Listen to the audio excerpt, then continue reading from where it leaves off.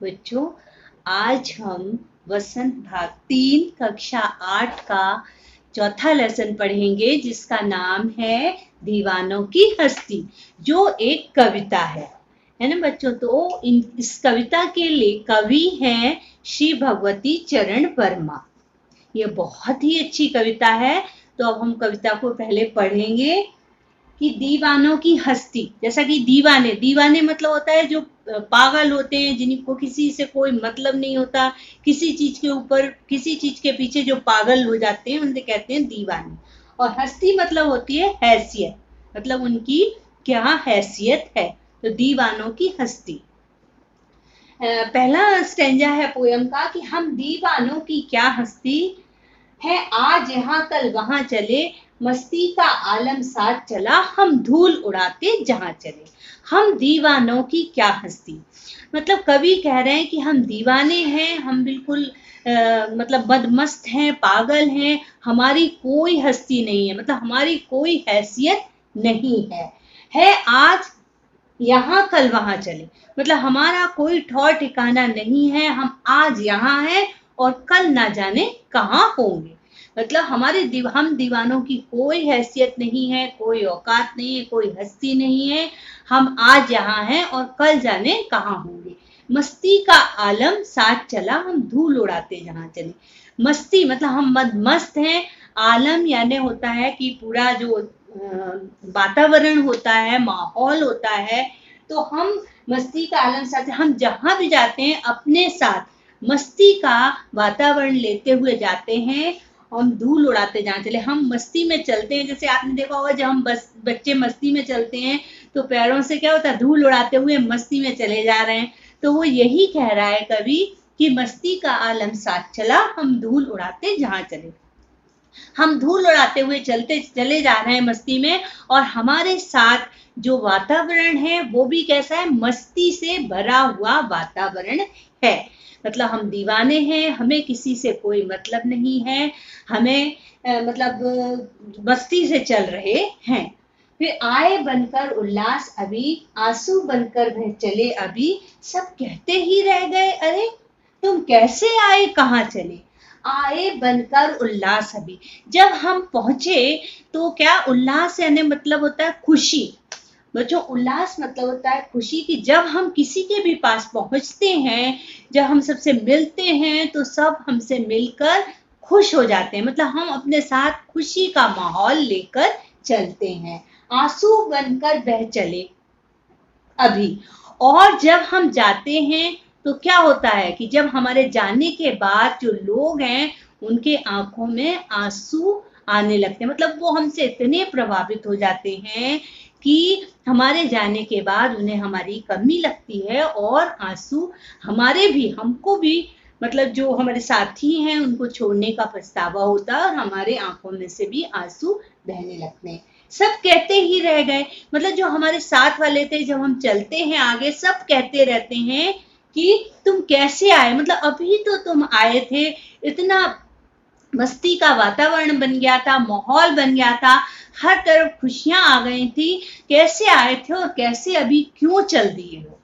मतलब अभी तो इतनी खुशियां भरा वातावरण लेकर आए थे, अब ऐसे तुम कहाँ चल दिए होती, तुम कैसे आए, किस लिए आए थे, और अब यहाँ से कैसे और क्यों जा रहे हो। किस ओर चले यह मत पूछो, चलना है बस इसलिए चले, जग से उसका कुछ लिए चले, जग को अपना कुछ दिए चले। कवि कह रहा है कि अब हमें आगे तुम लोगों को छोड़कर कहाँ जाना है ये मत पूछो, मतलब हम किस राह पर जा रहे हैं, किस ओर हमें जाना है यह मत पूछो, हमें तो बस आगे चलना है, चलते रहना है।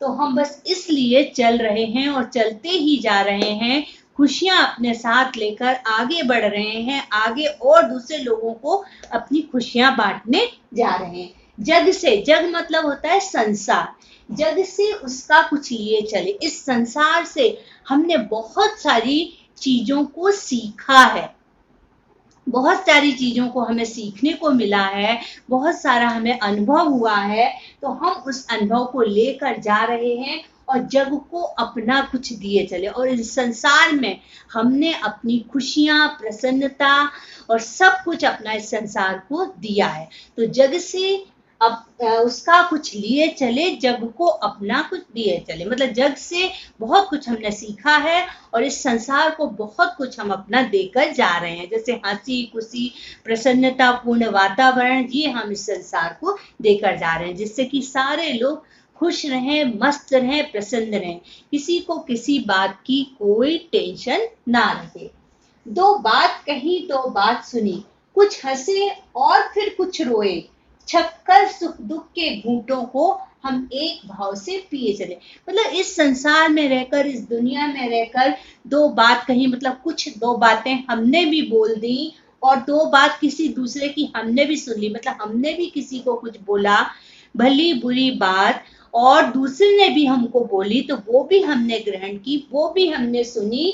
कुछ हंसे, हंसे भी, हंसी वाला माहौल भी रहा, जिंदगी में कितनी हंसियां खुशियां हमारे जीवन में आई, और मतलब ऐसे दुख वाले पल भी हमारे जीवन में आए कि जिससे हम दुखी हुए।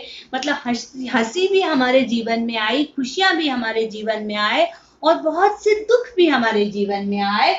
छक कर, मतलब जी भर कर, छक कर सुख दुख के घूंटों को, मतलब इन सुख और दुख को छक कर, मतलब जी भर कर हमने जिया। ऐसा नहीं है कि सुख के दिन आए तो हम बहुत मस्त रहे, खुश रहे, और दुख आने पर हम, क्या हुआ कि दुख आने पर हम घबरा गए। ऐसा हमने नहीं किया, हमने सुख और दुख दोनों पलों को अच्छे से जिया, खुश होकर जिया, दोनों में हम एक से रहे। ऐसा नहीं कि खुशी आने पर हम बहुत ज्यादा खुश हो गए और दुख आने पर एकदम मायूस हो गए, ऐसा नहीं। दोनों पलों में अपने जीवन के हम एक से ही रहे, मतलब सुख दुख के दोनों पलों को हमने छक्कर से पिए, मैंने हमने एक ही भाव से, जिस तरह हमने सुख को जिया उसी तरह हमने दुखों को भी जिया।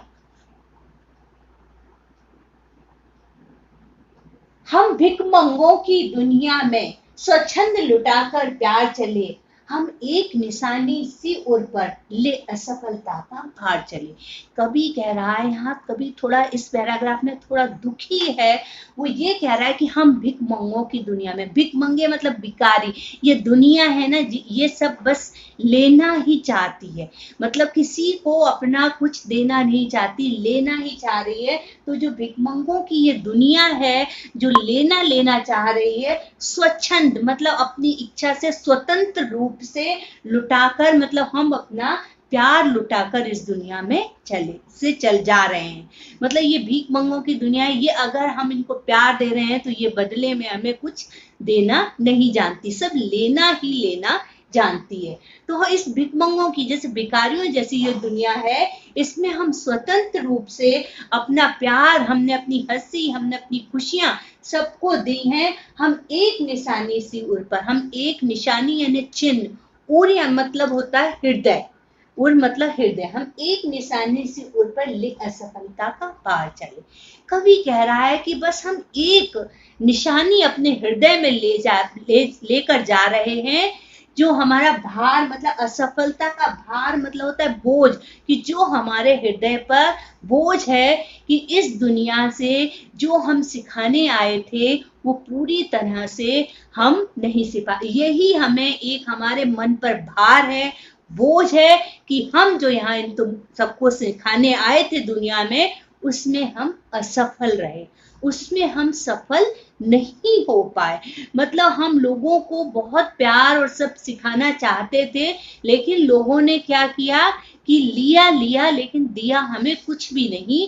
तो हम मतलब इन भिखमंगों की दुनिया में अपना प्यार लुटा दिया हमने सब कुछ, लेकिन अपने ऊपर, दिल पर, एक हृदय पर एक ऐसा चिन्ह लेकर जा रहे हैं असफलता का कि हम कुछ भी नहीं कर पाए। मतलब हमारे जीवन में एक भार रहेगा कि हम असफल हुए इस दुनिया के लोगों को समझने में। हम अब अपना और पराया क्या, आबाद रहे रुकने वाले, हम स्वयं बंधे थे और स्वयं हम अपने बंधन तोड़ चले। अब अपना और पराया क्या, कवि कह रहा है कि अब हमारे लिए अपना और पराया कोई कुछ नहीं है, सब एक समान है, ना कोई अपना है ना पराया है। आबाद रहें, आबाद यानी खुशी रहें, जो संसार में लोग हैं वो खुश रहें, जो यहाँ पर रुके हुए हैं, जो यहाँ पर हैं अभी, वो खुश रहें। हम स्वयं बंधे थे, हम स्वयं इस बंधन में बंधने आए थे, संसार रूपी बंधन में हम बंधने आए थे, और स्वयं अब हम अपने बंधनों को मुक्त कर कर तोड़ कर कर जा रहे हैं। उनका कहना ये है कवि का कि जो अब इस दुनिया में, कि हम तो मस्त मौला हैं, हम तो आगे चल रहे हैं, हम रुकने वाले नहीं हैं, हम आगे जा रहे हैं, दुनिया को सिखाने आए थे। और अब इस दुनिया में जो लोग रुके हैं वो आबाद रहें, खुश रहें, प्रसन्न रहें, हंसें, फले फूलें, और हम तो अब आगे चले जा रहे हैं। हमारे लिए कोई अपना पराया नहीं है, हम स्वयं इस संसार रूपी बंधन में बंधे थे, और स्वयं अब इन बंधनों को तोड़कर मुक्त होकर आगे इस दुनिया से आगे अपने रास्ते पर जा रहे हैं। बच्चों, आपको ये कविता समझ में आ गई होगी। कुछ भी मतलब इसमें डाउट हो, कुछ समझ में नहीं आया हो, तो आप कमेंट्स बॉक्स में जरूर लिख दीजिएगा। तो फिर अगले वीडियो में हम नया चैप्टर पढ़ेंगे। धन्यवाद।